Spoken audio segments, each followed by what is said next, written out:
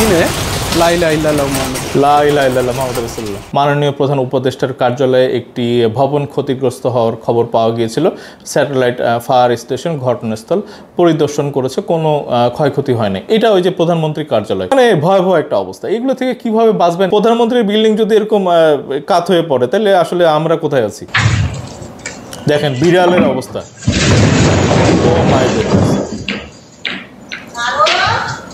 তো দেখেন আজকে 21 তারিখ নভেম্বরের 3 তারিখে রয়টার এরকম একটা নিউজ করেছে যে Afghanistan Pakistan have been hit by a spate of quakes in recent years. এই যে এই জায়গাটা দেখেন, এইটাও ভেঙে পড়তেছে আর কি। হ্যাঁ, মানে ইলেকট্রিসিটির জায়গাগুলি যেগুলো আছে এবং এসিগুলো সব খুলে খুলে পড়তেছে।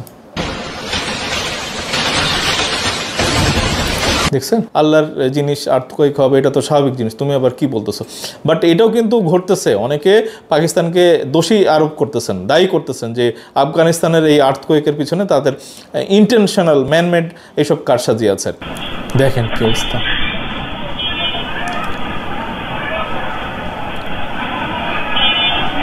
ও মাই গুডনেস। 10টা 38 মিনিট 38 সেকেন্ড, দেখেন কি অবস্থা।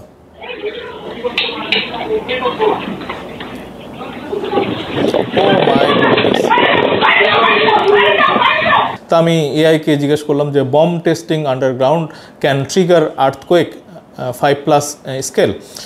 তো সে বলতেছে যে yes, underground bomb testing specially nuclear testing can and has triggered seismic events registering a magnitude of 5 or higher. দেখেন এখানে অজিত দোভালের সাথে উনি মিটিং করছেন এবং টাইটেলটা এরকম ছিল যে আভ্যন্তরীণ ইস্যুতে কারো হস্তক্ষেপ চায় না বাংলাদেশ। এক ভূমিকম্পে বদলে যায় গঙ্গা ব্রহ্মপুত্রের গতিপথ, ঢাকায় খোঁড়া গর্তের মাটিতে মিলল নতুন তথ্য। কি রকম শেখ হচ্ছে, প্লেট নড়ে চড়ে যাবে আর কি, ততই কিন্তু আসলে বিপর্যয় আমরা দেখব। ভালো একটা খবর যে বাংলাদেশের উপর দিয়ে এরকম একটা লাইন গেল, বাংলাদেশের উপরে কিন্তু ওরকম ডিজাস্টার ওভাবে আমরা দেখিনি।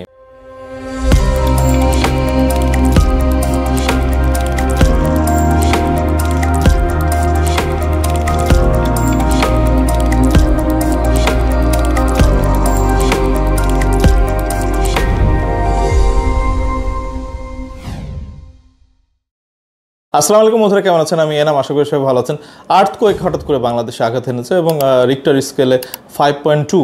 আমি সকালে দেখতেছিলাম 10টা 39 বা 38 এরকম সময় একটা অ্যালার্ট মেসেজ আসলো এবং ওখানে বলা হচ্ছিল যে 4.9, মানে আমি যেই জায়গাতে আছি সেখানে সম্ভবত 4.9 হয়েছিল। এবং এই আধুনিক জিনিসগুলি ভালো, অনেক মোবাইলে অ্যালার্ট আসে এবং চাইনিজ কিছু সফটওয়্যার যদি আমরা মোবাইলে ইউজ করি সেখান থেকেও কিন্তু এরকম অ্যালার্ট আসে। তো দেখেন আজকের ভিডিওতে আমি অবশ্যই পুরোপুরি শর্টেই বলবো আর্থকোয়েক নিয়ে, এবং বাংলাদেশে ন্যাচারাল আর্থকোয়েক কিনা এটা নিয়েও কিন্তু এখন একটু ভাবনার বিষয় আছে। প্রকৃতির নিয়মে যেই আর্থকোয়েক বা ন্যাচারাল ডিজাস্টার যেগুলি হয় এগুলো তো আসলে কোনো কথাবার্তা নাই, কিন্তু মানুষ কি আসলে এরকম বড় রকমের একটা আর্থকোয়েক ঘটাতে পারে? মানে একটা তো ভয়ের একটা কারণ থেকে যায়। তো দেখেন টোটাল ভিডিওটাই আমার মনে হয় যে ইনফরমেটিভ হতে যাচ্ছে এবং আজকে যা যা ঘটলো আর কি সকালের পর থেকে ছবি খবর এবং ভিডিও নিয়ে আসলে এই ভিডিওটা সাজিয়েছি। আমার মনে হয় যে শেষ পর্যন্ত থাকবেন এবং অবশ্যই লাইক করবেন, এবং লাইক করবেন কারণ হচ্ছে যে এটা বাংলাদেশি চ্যানেল, বাংলাদেশ দেশপ্রেমিক মানুষের চ্যানেল, এবং যারা আমার চ্যানেল ভালো লাগে না তারা ডিসলাইক করে এবং এটা ডিসলাইক করে এই চ্যানেলটা বা ভিডিওগুলি ডাউন করে দেওয়ার চেষ্টা করে। এবং আমি আশা করব যে আপনারা সবাই লাইক করবেন, শেয়ার করবেন এবং এই চ্যানেলটা যেন রিচ বাড়ে আর কি, সেটার জন্য প্রত্যেকেরই কিন্তু আমার মনে হয় যে আপনারা নিজেরা দায়িত্ব নিয়ে একটু কাজ করবেন আর কি। তো দেখেন এখানে প্রথমে আপনাদের দৃষ্টি আকর্ষণ করব, মার্চের 28 তারিখে আমি একটা ভিডিও আপ করেছিলাম এই বছরে 2025, ঢাকায় 7.7 মাত্রার ভূমিকম্প কি কি হতে পারে। মানে বাংলাদেশে ঢাকা বলে তো আসলে কিছু থাকবে না ওই সময়। তো এইটা একটা সতর্কতামূলক একটা ভিডিও এবং এখানে আমি আমার ওপিনিয়ন এবং কিছু অ্যানালাইসিস এখানে আছে। এই ভিডিওটা 5 মিনিট 36 সেকেন্ডের, এটা অবশ্যই আমি ডেসক্রিপশনে লিঙ্ক দিয়ে দেবো, আপনারা দেখবেন। আরেকটা মার্চের 29 তারিখে একটা ভিডিও আপ করেছিলাম, ভূমিকম্পে ধ্বংস হচ্ছে ঢাকা, আসেন বাঁচার উপায় খুঁজি। মানে এখানেও কিছু আমার টিপস এবং আধুনিক কিছু সায়েন্টিফিক সলিউশন আছে, যেখানে আমরা বাংলাদেশের মানে প্রত্যেকটা বিল্ডিং বা বিশেষ করে ঢাকাকে বাঁচাতে পারি। আজকে যে ডিজাস্টার হয়েছে, আল্লাহর কাছে দোয়া করি যে এরকম যেন আর কোনো ডিজাস্টার সামনে আমাদের না হয় আর কি। তো দেখেন এখানে আমরা সবাই জানি মোটামুটি বাংলাদেশের মানে বাংলাদেশ না, প্রত্যেকটা দেশের মধ্যেই কিন্তু আসলে এই ভূমিকম্পের উৎপত্তি স্থলগুলা কিন্তু সব মাটির নিচে, এবং সেখানে প্লেট আছে, প্লেটে প্লেটে যখন ঘর্ষণ খায় তখন এই ধরনের একটা কম্পন অনুভূত হয়, এবং এটা থেকে আসলে ভূমিকম্প এবং যত রকমের ভূমিকম্পের যা যা ডিজাস্টার আমরা দেখি আর কি, এগুলি সব এখান থেকে। তো দেখেন এখানে ইন্ডিয়ান প্লেট আছে, ইউরো এশিয়ান প্লেট আছে এবং বার্মিস প্লেট আছে, এবং বাংলাদেশের উপর দিয়ে ওই ইন্ডিয়ার উপর দিয়ে একটা জায়গা দিয়ে বার্মা দিয়ে মায়ানমার দিয়ে বাংলাদেশ সিলেট ঢাকার উপর দিয়ে পাশ দিয়ে আর কি গেছে এই মানে প্লেটটা আর কি। আমরা জানি যে এই প্লেটের সংঘর্ষ হলেই কিন্তু আমাদের ভূমিকম্প হবে, এবং যতটা বেশি প্লেট নড়ে চড়ে যাবে আর কি, ততই কিন্তু আসলে বিপর্যয় আমরা দেখব। ভালো একটা খবর যে বাংলাদেশের উপর দিয়ে এরকম একটা লাইন গেল, বাংলাদেশের উপরে কিন্তু ওরকম ডিজাস্টার ওভাবে আমরা দেখিনি, মানে ভূমিকম্প যে একদম ধ্বংসযজ্ঞ নিয়ে আসছে এরকম কিছু দেখিনি। কিন্তু আমি এই ভিডিওর শেষ অংশে একটা নিউজ আপনাদেরকে দেখাবো, একটা গবেষণার রিপোর্ট আর কি। তো সেখানে বলা হচ্ছে যে কয়েক হাজার বছর আগে কিন্তু এই ব্রহ্মপুত্রের নদীর বাঁক পরিবর্তন হয়ে গেছিল একটা খুব ভয়ঙ্কর আকারের ভূমিকম্পের কারণে। তো বন্ধুরা অবশ্যই ভিডিওটার শেষ পর্যন্ত থাকবেন। তো দেখেন এখানে বাংলাদেশের চারদিকে ডিজাস্টার, এই যে লাল লাল দাগ, এগুলা থেকে কিন্তু দেখা যাচ্ছে যে বাংলাদেশটা কিন্তু আল্লাহর রহমতে কিন্তু ভালোই ছিল, ভালোই আছে। দেখেন এখানে লাল অংশগুলি, এগুলি বিপজ্জনক এলাকা, এবং বাংলাদেশের উপরে কিন্তু ওইরকম কোনো লালের চিহ্ন নাই। এটা যদি আমরা দেখি আর কি, এখানে কিছু কিছু জায়গাতে ভূমিকম্প হবার প্রবণতা আছে, বাট ডেঞ্জার ওইরকম একেবারে এদিকে লাল এরকম যে ভয়ঙ্কর একটা কিছু এরকম কিন্তু দেখতে পাচ্ছি না। তো দেখেন আমি আজকে প্রথমে ডক্টর ইউনূসের ইয়েতে ঢুকবো আর কি, পেজে ঢুকবো, এবং বলা হচ্ছে যে প্রধানমন্ত্রী যে কার্যালয় সেটাও কিন্তু আবার একটু দালান নাকি কাত হয়ে গেছে বা একটু নড়ে চড়ে গেছে। আমার মনে হয় যে এটা কিন্তু আসলে খুব প্যানিক সিচুয়েশন। গভর্নমেন্টের কি উচিত হবে যে বাংলাদেশের যত সরকারি দপ্তর আছে সেগুলি এই ভূমিকম্প যে প্রবণ যে এলাকা ঢাকার চারদিক থেকে বা ওই প্লেটের যে রেখা গেছে আর কি, সেটার চারদিক থেকে একটা সেফ জোনে নিয়ে যাওয়া, বিশেষ করে সরকারি সচিবালয়, মন্ত্রণালয় বা প্রধানমন্ত্রীর কার্যালয়, এগুলি কি আসলে ঢাকার বাইরে সরিয়ে নেওয়া উচিত? আমার মনে হয় যে আপনারা কমেন্টে জানাবেন। এখানে চিফ অ্যাডভাইজার গভর্নমেন্ট, উনি ডক্টর ইউনূসের পেজ থেকে এখানে বলা হচ্ছে যে ফায়ার সার্ভিস থেকে বেলা 1টায় প্রাপ্ত ভূমিকম্পে হতাহতের সর্বশেষ তথ্য মিটফোর্ড হাসপাতাল থেকে এএসআই জাকারিয়া হোসেন নয়ন ফায়ার সার্ভিসকে নিশ্চিত করেছেন মিটফোর্ড হাসপাতালে 3 জন মারা গেছেন, 10 জন আহত হয়ে চিকিৎসাধীন আছেন। ঘটনা ওই আরমানিটোলার কসাইটুলিতে এরকম ঘটনা ঘটেছে। এলাকার একটি 8তলা ভবনের পাশের দেয়াল ও কার্নিশ থেকে ইট ও পলেস্তারা খসে নিচে পড়ে, যেখানে একটি গরুর মাংস বিক্রির দোকান ছিল। সেখানে থাকা ক্রেতা ও পথচারীরা আহত হন। ফায়ার সার্ভিস ঘটনাস্থলে পৌঁছানোর আগেই স্থানীয় লোকজন তাদের হাসপাতালে নিয়ে যান। হাসপাতালে নেওয়ার পর চিকিৎসকগণ 3 জনকে মৃত ঘোষণা করেন। তো দেখেন এখানে আর একটু ডিটেলস আমরা পাচ্ছি, এটা অথেন্টিক, কারণ নিউজ 1 ঘন্টা আগে এটা আমরা আসছে, এটা দেখতেছি। নিউজগুলো বিভিন্নভাবে কম্পাইল করার চেষ্টা করতেছে, স্ক্যাটার্ড ওয়েতে আসতেছে বিভিন্ন জায়গা থেকে নিউজ, বাট ভিডিওতে কিন্তু সোশ্যাল মিডিয়াতে সয়লাভ হয়ে গেছে। আমি ভিডিও দেখাবো মানে কীভাবে যে শেক হয়েছে বিল্ডিংগুলি।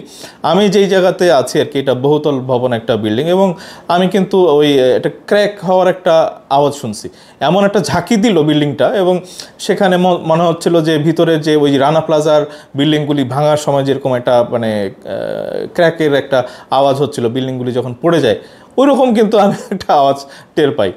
এবং গড নোস এটা আমার বিল্ডিংয়ে হলো নাকি পাশের কোনো বিল্ডিংয়ে হলো, আমার মনে হয় যে প্রত্যেকটা হাইরাইজ বিল্ডিংয়ের একটা কিন্তু ময়নাতদন্ত করা উচিত, বা ওই বিল্ডিংয়ের যে হেলথ স্ট্রাকচার যেগুলি আছে, এটা বুয়েটের একেবারে প্রফেশনাল যারা আছেন ইঞ্জিনিয়ার, তাদেরকে দিয়ে কিন্তু পরীক্ষা নিরীক্ষা করা উচিত। এটা একটা ভয়ের ব্যাপার। ভিতরে যদি ইন্টারনাল ড্যামেজ হয়, ওই রডগুলি যেটা স্ট্রেংথটাকে বিল্ডিংটাকে ধরে রাখে, সেগুলো যদি ভেঙে চুরে যায় ভাই, তাহলে তো বিপদ। 4 তলা 5 তলা 6 তলা 7 তলা 8 তলা 10 তলা 12 তলা মানে বহুতল ভবন আছে আর কি, এবং নিচে বা মাঝে যদি এরকম ওই রডগুলি ভেঙে যায় আর কি, উপরের ফ্লোরগুলো তো তাহলে মহাবিপদের মধ্যে আছে আর কি।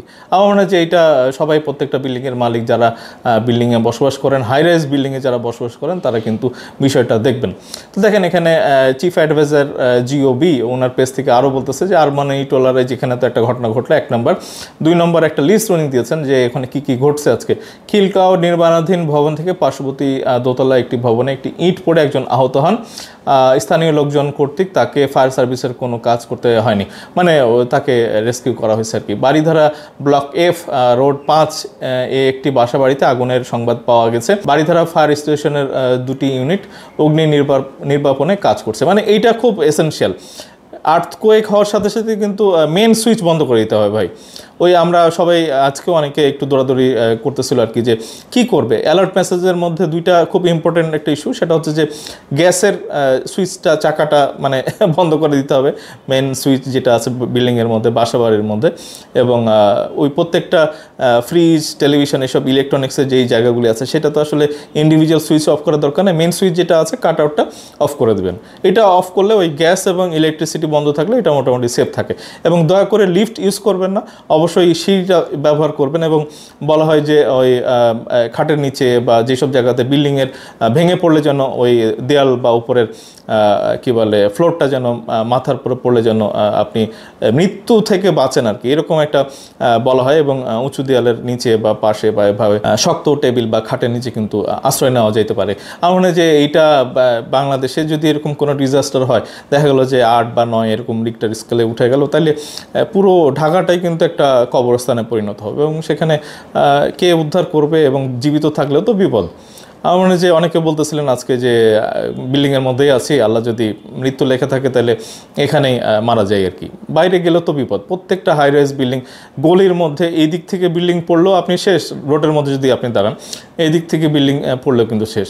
রোডের মধ্যে কিন্তু প্রত্যেকটা অলি গলি, সংকীর্ণ গলি, এবং ঢাকা শহরের আসলে কোনো প্ল্যান ছিল না। এবং এভাবে দেখা যাচ্ছে যে প্রত্যেকটা রেসিডেন্সিয়াল এলাকাতেই হাই রাইজ বিল্ডিং, এবং এগুলা পড়লে কিন্তু এই রোডের উপরে যে আপনি কোথায় দাঁড়াবেন এটা কিন্তু নিরাপদ না আর কি। তো এখানে আরও বলতেছে, সূত্রাপুর শাহীবাগ 8 তলা একটি ভবন, অন্য একটি ভবনে হেলে পড়ার খবর পাওয়া গেছে। সূত্রাপুর স্টেশন ঘটনাস্থলে গেছে। মাননীয় প্রধান উপদেষ্টার কার্যালয়ে একটি ভবন ক্ষতিগ্রস্ত হওয়ার খবর পাওয়া গিয়েছিল। স্যাটেলাইট ফায়ার স্টেশন ঘটনাস্থল পরিদর্শন করেছে, কোনো ক্ষয়ক্ষতি হয়নি। এটা ওই যে প্রধানমন্ত্রীর কার্যালয়, 1 তলা বিল্ডিং ভাই। এইটা মানে যারা বিল্ডিং টিল্ডিং বানাইছিল এগুলি সব চোর ভাই, এরা ওই জানে না যে কীভাবে বিল্ডিংটাকে স্ট্রং করে, মানে ইট, বালু, সুরকি, তারপরে রড, এগুলো প্রত্যেকটা ভেজাল টেজাল দিয়ে বাংলাদেশের ভাই চরিত্র খারাপ। কন্ট্রাক্টর যেগুলি আছে এগুলি সব দুর্নীতি করার জন্য কন্ট্রাক্টারই করে আর কি। এবং সরকারি কন্ট্রাক্টরগুলি ওই আরও আগিয়ে আছে। বেসরকারি কন্ট্রাক্টররা তো তাও একটু বাছ বিচার করে, সরকারি যেই কাজের যারা কন্ট্রাক্টর আছেন ওই A grade, B grade, C grade, এরা হচ্ছে যে আরও চোর। মানে ভয়াবহ একটা অবস্থা। এগুলো থেকে কিভাবে বাঁচবেন? প্রধানমন্ত্রীর বিল্ডিং যদি এরকম কাত হয়ে পড়ে তাহলে আসলে আমরা কোথায় আছি? কলাবাগানের আবেদখালী রোডে একটি 7 তলা ভবন হেলে পড়ার খবর পাওয়া গেছে। মোহাম্মদপুর ফায়ার স্টেশন একটি ইউনিট ঘটনাস্থলে গমন করেছে। এখনও হতাহতের কোনো খবর পাওয়া যায়নি। ভবন ঠিক আছে, লোকজন আতঙ্কিত হয়ে ফোন করেছিল।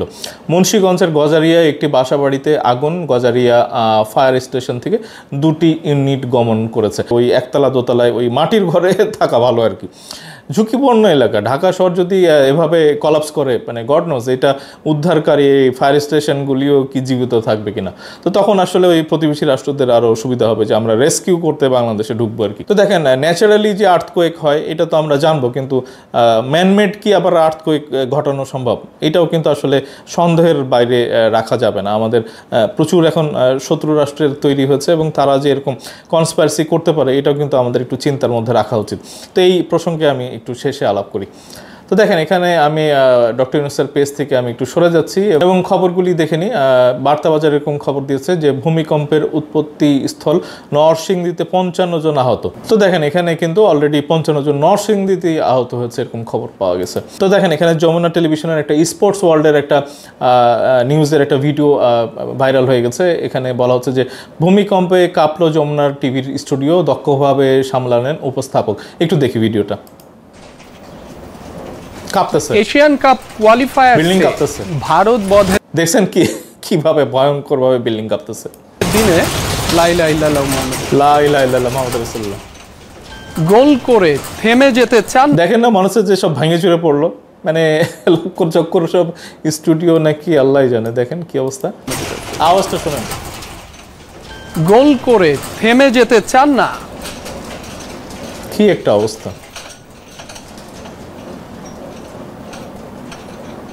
দর্শক এই মুহূর্তে কিছুটা ভূমিকম্প অনুভূত হচ্ছে। মানে উনি কিন্তু নার্ভাস হয়েছেন, কিন্তু উনি কিন্তু এক্সপ্রেশনে বোঝান নাই। আমরা এর আগে অনেক টেলিভিশনের নিউজ পড়াকালীন এইসব ভিডিও ভাইরাল হইতে দেখছি যে যিনি উপস্থাপক ছিলেন উনি হয় চুপ হয়ে গেছেন বা একেবারে হেডফোন রেখে উনি দূর দিয়ে পালাইছেন আর কি। এগুলি বাংলাদেশের মধ্যেই হয়েছে। তো উনি কিন্তু স্পষ্ট উনি দাঁড়িয়ে আছেন এবং কন্টিনিউ করছেন আর কি। বড় আকারেরই হতে পারে, কয় মাত্রার ভূমিকম্প সেটি হয়তো কিছুক্ষণের মধ্যেই জানা যাবে।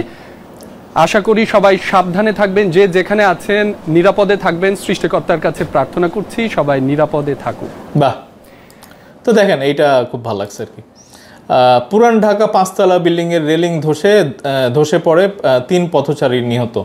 তো এই আমি পুরান ঢাকার গল্প বলছি ভাই। ধ্বংসযোগ্য যে গাজা আর কি, সেই গাজাকে আবার পুনর্নির্মাণের আমরা নানা রকমের নিউজ দেখেছি। আমার মনে হচ্ছে পুরান ঢাকাকেও কিন্তু ওভাবে প্ল্যান করে নতুন করে সাজানোর ব্যাপার আছে। পুরো এলাকাটা গভর্নমেন্টের টেক ওভার করা উচিত এবং ওখানকার স্থানীয় যারা বাসিন্দা আছেন, বাড়ির মালিক, জমির মালিক, তাদেরকে নিয়ে অ্যাসোসিয়েশনের মতো করে একটা প্রত্যেকটা জায়গায় আপনি পুরোটা একসাথে পারবেন না, এটা 10 বছরের বা 20 বছরের 15 বছরের একটা প্ল্যান করে করেন। একটা জায়গা থেকে রেসিডেন্সিয়াল এরিয়াগুলি টেক ওভার করা হোক এবং নতুন জাপানি টেকনোলজি নিয়ে তারা ওই স্প্রিং লাগিয়ে দেয় বিল্ডিংয়ের নিচে আর কি। এগুলি 5 তলা 10 তলা এরকম হতে পারে আর কি। এবং এখানে খেলার মাঠ থাকবে, তারপরে মসজিদ থাকবে, তারপরে খোলা জায়গা থাকবে। এগুলি আমার মনে হয় যে এগুলি করে একটা সুন্দর একটা রেসিডেন্সিয়াল এরিয়া কিন্তু আমরা ওই পুরান ঢাকায় তৈরি করতে পারি। এইটা খুব বিপজ্জনক। পুরান ঢাকা বিল্ডিংগুলো তো সব পুরনো, ম্যাক্সিমামই পুরনো, এবং ওখানে কিন্তু সব আজকেও দেখলাম যে 3 জন পথচারী নিহত হচ্ছেন 5তলা বিল্ডিংয়ের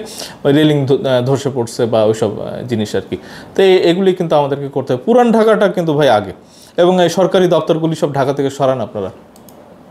ভূমিকম্পে 7 বিদ্যুৎ কেন্দ্র সহ ঘোড়াশালের সাব স্টেশন বন্ধ। মানে এইগুলি তো আবার ওইদিকে নরসিংদী এবং ঘোড়াশাল ওইসব জায়গায় আর কি। তো এখানে আবার বিদ্যুৎ বিভ্রাট হয়েছে। ভূমিকম্পে দেয়াল ধসে নবজাতকের মৃত্যু। মানে এখানে আসলে বোঝা যাচ্ছে না যে কতগুলি মৃত্যু হয়েছে আর কি। তো দেখেন ভূমিকম্পের এসব খবর এবং এই ফটো, তারপরে ভিডিও, এগুলো কিন্তু আমাদের ভাবাচ্ছে আর কি। আমরা দুশ্চিন্তাগ্রস্ত এবং আমরা কিন্তু চাই না যে বাংলাদেশে এরকম একটা ডিজাস্টার ঘটুক আর কি। এবং দেখেন ওই পাকিস্তান আফগানিস্তানে এরকম একটা লিস্ট আমি আপনাকে দেখাবো আর কি। এবং অনেকে বলেন পাকিস্তানের শত্রুপক্ষ যারা আছেন যে পাকিস্তান আফগানিস্তান বর্ডারে কিন্তু তারা ইচ্ছা করে মাটির নিচে এমন কিছু ব্লাস্ট করেছে যে আফগানিস্তানের ওই বর্ডারে যেসব জায়গাতে তাদের ভয়টয় আছে সেখানে কিন্তু ওই নানা রকম সময়ে কিন্তু তাদের ভূমিকম্প হয়েছে, প্রচুর ডিজাস্টার হয়েছে। এটা কিন্তু আমরা একটা রেকর্ডই দেখব। রয়টার্সের একটা নিউজ এখানে তারা আলাদাভাবে তৈরি করেছে যে আফগানিস্তান এবং পাকিস্তানে গত কিছু সময়ের মধ্যে কতগুলি ভূমিকম্প হয়েছে আর কি। এখানে পাকিস্তানের কিছু শত্রুপক্ষ আছে, তারা কিন্তু বলে যে পাকিস্তান ইন্টেনশনালি করেছে, আফগানিস্তানের ওই এলাকার মধ্যে ভূমিকম্প সৃষ্টি করেছে। এগুলি কতটুকু ভ্যালিড, এগুলি নিয়ে আসলে ডিবেটের কোনো জায়গা নেই। বাট এইসব জিনিস যে আসছে এবং এখানে যে কি বলে তদন্তের কিছু দরকার আছে, আমার মনে হয় যে বাংলাদেশের প্রশাসন এগুলিও দেখতে পারে যে এইটার আজকের যে ঘটনাস্থল সেটা উৎপত্তি স্থলটা একেবারে সেন্টার পয়েন্টটা কোথায়, এটাকে খুঁজে বের করে এটা ম্যানমেড নাকি ন্যাচারালি হয়েছে, এটা কিন্তু আমার মনে হয় যে তদন্ত করা দরকার। এবং তদন্ত করার আগে অবশ্যই এটা যেন মানে আমরা আল্লাহর জিনিস বলে উড়ায় না দেয় আর কি। তো দেখেন এখানে আরও একটা খেলার খবর, ভূমিকম্পের জন্য খেলা স্থগিত ছিল কয়েক সেকেন্ড। তো এই খবরের মধ্যে এইগুলি সোশ্যাল মিডিয়াতে আসতেছে এবং এই পেজের এখান থেকে বলতেছে যে এদিকে আইরিশ প্লেয়ারদের ডাগ আউটেও টেন্সড ছিল। এরকম ভূমিকম্প বাংলাদেশে আগে দেখেছে কিনা জানি না, তবে আমার জীবদ্দশায় এরকম ভূমিকম্প দেখিনি। মানে এইসব নিয়ে তারা বিভিন্ন জন খবর বানাচ্ছে আর কি। দেখেন এখানে আমি ঢাকা ইউনিভার্সিটি ইনসাইডার্স একটা পেজ আছে, তো সেখানে আমি ঢুকলাম এবং তারা ওই এটা কোন পক্ষের, এটা বিএনপি না জামাত শিবিরের এগুলি বলতেছি না, বাট ওখানে ঢাকা ইউনিভার্সিটির ভিতরের কিছু বিল্ডিংয়ের ফাটলের ছবি আপনাদেরকে দেখাই। এখানে বলা হচ্ছে যে ছবি তাহমিনা তামান্না শিক্ষার্থী ঢাকা বিশ্ববিদ্যালয়। 1 ঘন্টা আগে এরকম একটা ছবি আসছে, পোস্ট আসছে ডিইউ ইনসাইডার্স থেকে। ভূমিকম্পের ফলে ঢাকা বিশ্ববিদ্যালয়ের শেখ ফজিলাতুন্নেসা মুজিব হলের বিল্ডিংয়ে ফাটল ধরেছে। মানে এটা তো নতুন বিল্ডিং, তারপরে দেখেন এখানে যে ম্যাটেরিয়ালসে চুরিদারি করছে, মানে তাদের মজ্জা ভাই। এটা ওই ছাত্রলীগ আওয়ামী লীগের সব লোকজন এগুলি করছে, এগুলো আমরা জানি। বিল্ডিং বানাইছি তারা। শেখ ফজিলাতুন্নেসা মুজিব হচ্ছে ওই শেখ মুজিবের ওয়াইফ আর কি। তো তার মানে সময়ে তার নির্মিত জিনিসপত্রগুলো এই অবস্থা। দেখেন কি অবস্থা, দেখছেন বিল্ডিংয়ে ফাটল। এই বিল্ডিং রাখাই যাবেন, দেখছেন কি অবস্থা। এই হচ্ছে ওই শেখ মুজিবের জয় বাংলার কারসাজি আর কি, জয় বাংলার হচ্ছে উন্নয়ন। দেখছেন কি অবস্থা, ফাটল, বিল্ডিং এর মধ্যে ফাটল, মাই গুডনেস। দেখছেন কি অবস্থা, এই বিল্ডিং এ সেফ না, এদের প্রত্যেকটা স্টুডেন্টদেরকে সরিয়ে ফেলা উচিত আর কি, কর্তৃপক্ষের দৃষ্টি আকর্ষণ করবো। দেখছেন বিল্ডিং এর এই ফ্লোরের কি অবস্থা, মাই গুডনেস। এদের সাজা হওয়া উচিত, মানে যেই কন্ট্রাক্টর এগুলি করছে, কনসালটেন্ট কন্ট্রাক্টর, কোনো বিচার টিচার হবে না, এগুলার ধরে একদম জেলের মধ্যে ঢুকায় দাও। দেখেন কি অবস্থা, মাই গুডনেস, এই কি অবস্থা রে ভাই, একদম ফজিলাতুন্নেসা হলেই কি গজবটা নামলো নাকি? তো দেখেন এই ভিডিওটাও একটু আমরা দেখবো, সেটা হচ্ছে যে জিনিসপত্র কিভাবে নড়াচড়া করতেছে এবং ভেঙে পড়তেছে আর কি, দেখি একটু।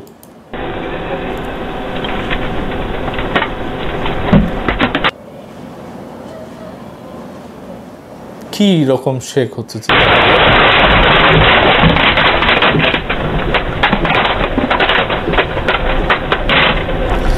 আমি অনেক জায়গা থেকে শুনলাম যে আলমিরা, বিশেষ করে গ্লাসের যেই ফার্নিচার যেগুলি আছে সেগুলি কিন্তু পড়ে গেছে, তারপরে গ্লাস ভেঙে গেছে, এরকম হওয়ার হামেশা হয়েছে ভাই। আমি আমার বিল্ডিংয়ের আশেপাশে প্রচুর এই কাঁচ ভাঙার আওয়াজ পাচ্ছিলাম আর কি। তো গড নোস, আমার মনে হচ্ছে আল্লাহ বাংলাদেশকে বাঁচাক আর কি, হেফাজত করুক, এটাই প্রার্থনা আর কি। দেখেন এখানে দেশ টিভি আরও বলতেছে যে ভূমিকম্পের আগে টের পায় প্রাণীরা, এটা তো আমরা জানি, মানে অনেকের বাসা বাড়ির মধ্যেও পাখি টাখি যারা রাখেন আর কি, দেখবেন যে পাখিরা খুব মানে ছটফট করতেছে, ঝাপটি করতেছে, এগুলি ভূমিকম্পের আগেই হয় আর কি, এবং ভূমিকম্প, সুনামি। তো দেখেন এখানে দেশ টিভির ভিডিওটা আমরা একটু দেখি। দেখেন বিড়ালের অবস্থা, ও মাই গডনেস,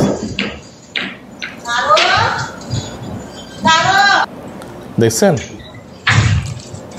ওই যে বিড়াল দৌড়াচ্ছে,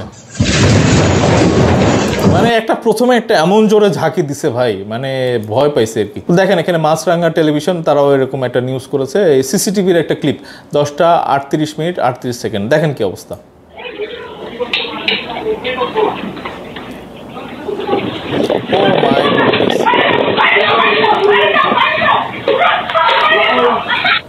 ভয় পাওয়ার মতো আর কি, মানে আমাদের প্রত্যেকটা আশেপাশে যে বিল্ডিংয়ে যে চিৎকার চেঁচামেচি আমরা শুনছি আর কি, এটা ভয়ঙ্কর।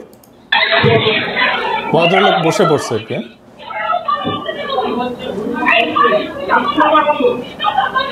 ছাদে উঠতেছে সবাই।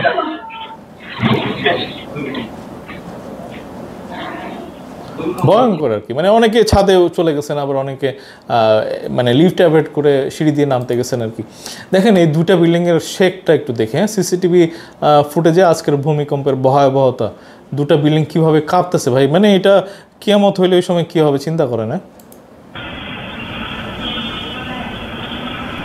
দেখেন কি অবস্থা,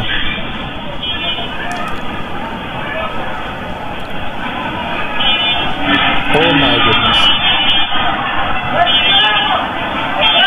মানুষজনের চিৎকার, মানুষজন যেই ভয় পেয়ে চিৎকার করতেছে।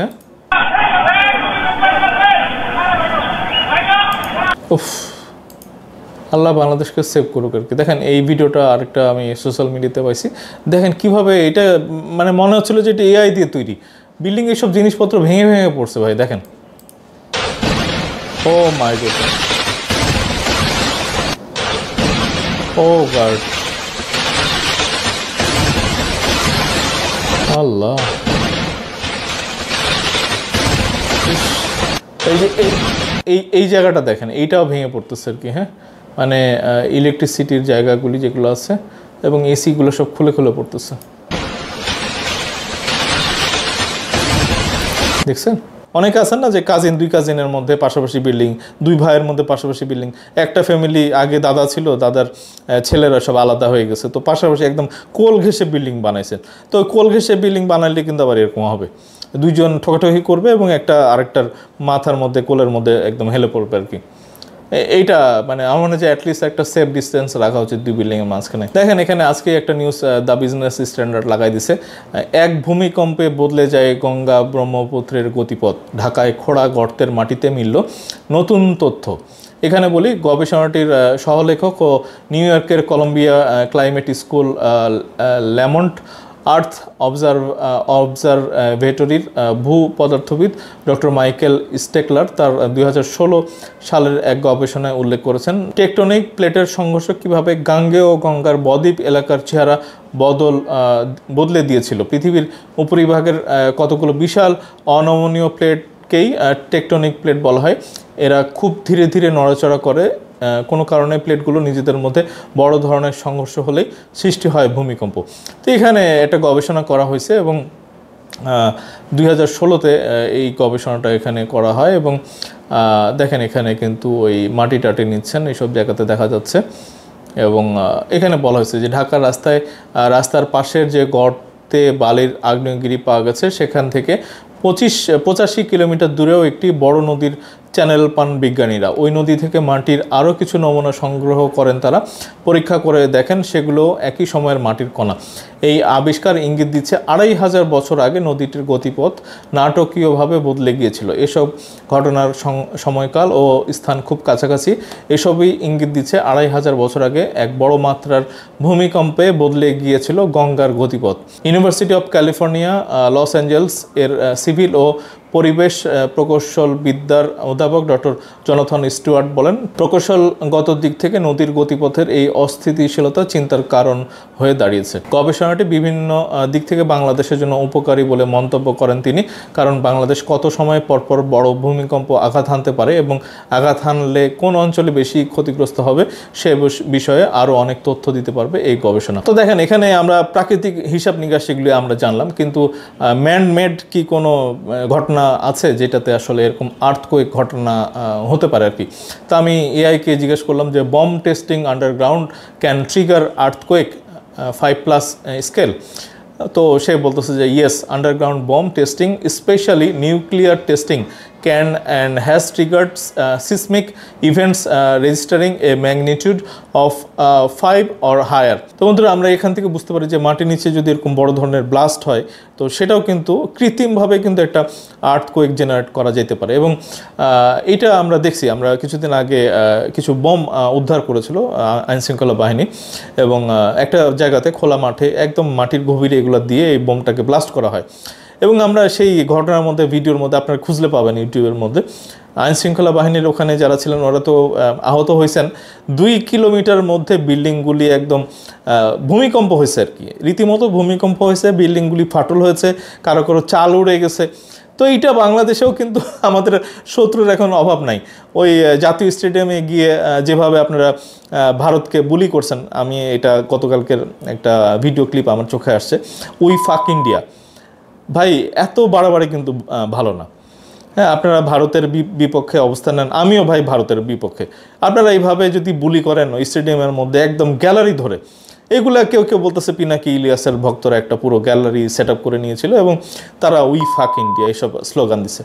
তো এগুলোর একটা মানে প্রতিবাদ জানাই। আমার মনে হয় যে সভ্যতার মধ্যে থাকি আর কি, মানে কোনো কিছু অসভ্যতা কিন্তু আমাদের, আমরা মুসলিম যারা সবাই আমরা কিন্তু আল্লাহকে বিশ্বাস করি, আল্লাহ একজন আছেন, উনিও কিন্তু এই কিছু এইসব জিনিস বাড়াবাড়ি পছন্দ করেন না। তো দেখেন এখানে খলিলুর রহমান সাহেব আমাদের NSA ন্যাশনাল সিকিউরিটি অ্যাডভাইজার, তো রোহিঙ্গা বিষয়ক উপদেষ্টা, উনি আবার অজিত দোভালের সাথে মিটিং করছেন। এটা আবার কেন দেখালাম, কারণ এটার পরে আবার ওই তালিকাটা আপনাকে দিচ্ছি যে পাকিস্তান আফগানিস্তান বর্ডারে কী পরিমাণ ভূমিকম্প হয়েছিল আর কি। এটা কিছুদিনের মধ্যে প্রত্যেক কিছুদিন পরপরই দেখবেন যে বড় বড় ভূমিকম্প হচ্ছে আর কি। তো এটাও কি ওই ন্যাচারাল ক্যালামিটি? আমার মনে হয় যে অনেকে পাকিস্তানের যারা শত্রুপক্ষ আছে তারা আবার এটা বলে যে পাকিস্তান ইন্টেনশনালি ওইসব জায়গাতে নিউক্লিয়ার টেস্ট করেছে আর কি মাটির নিচে, এবং এইসব কারণে নাকি ওখানে আফগানিস্তানে ভূমিকম্প হয়েছে। এবং কিছুদিন আগে কিন্তু ট্রাম্পও বলছে যে নিউক্লিয়ার টেস্ট করেছে হচ্ছে পাকিস্তান।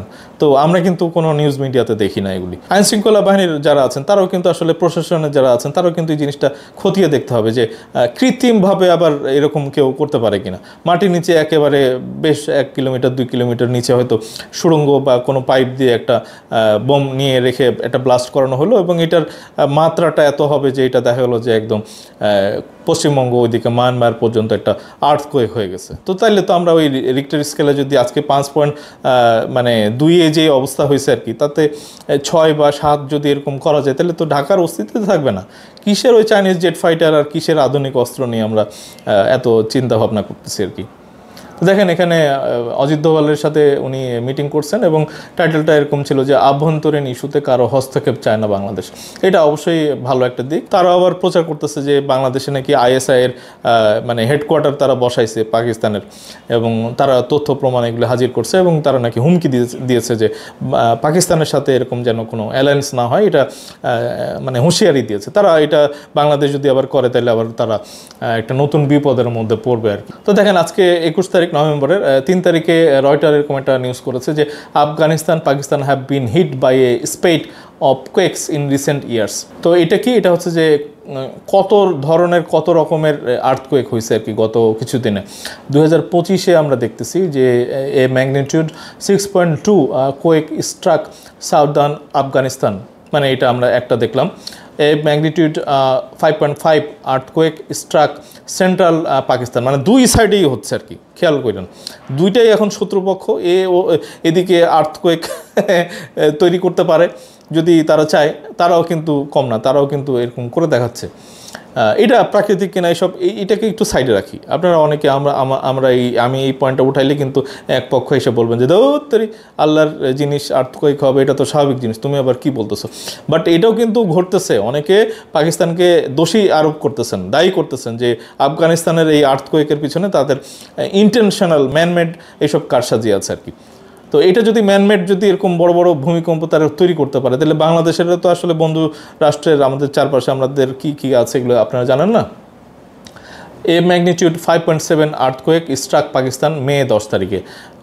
কিছু সময় কিন্তু আবার আমরা দেখছিলাম যে ওই অপারেশন সিন্দুর যখন হচ্ছিল তার আগে পরেও কিন্তু এরকম হয়েছে আর কি।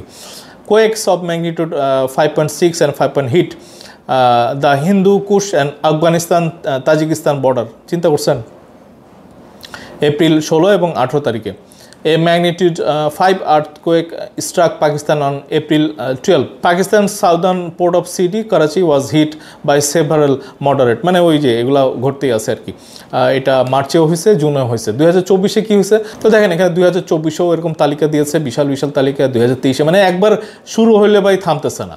2022, 2021, তো এগুলো যদি প্রাকৃতিক নিয়মে ঘটে তাহলে তো আসলে বলার কিছু নাই, বাট এগুলি আবার কৃত্রিম উপায়ে ঘটানো হচ্ছে কিনা এটা কিন্তু অবশ্যই চিন্তার বিষয়। তো বন্ধুরা আমার মনে হয় যে এখনকার মতো ভিডিওটা আমি শেষ করবো আর কি, লম্বা হয়ে গেছে।